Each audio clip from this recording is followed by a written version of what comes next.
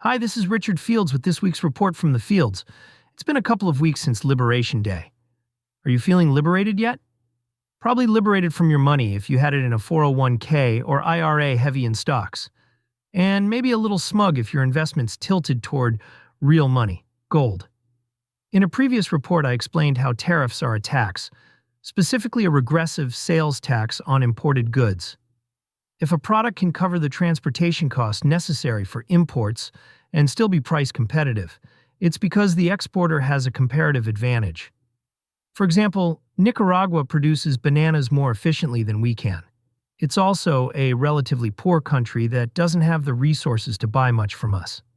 Hence, we have a trade deficit. Crackpot economists like Peter Navarro, correctly described by Elon Musk as dumber than a ton of bricks, must have LLP missed the course in International Economics 101 that points out the difference between balance of trade and balance of payments. Nicaragua sends us bananas and other tropical produce.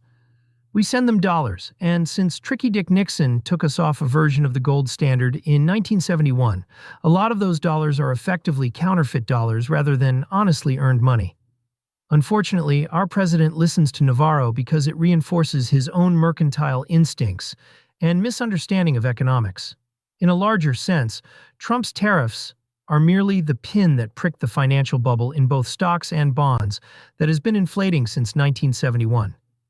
If the Democrats were smart, they'd take this golden, no pun intended, opportunity to denounce tariffs as a highly regressive sales tax targeting the poor.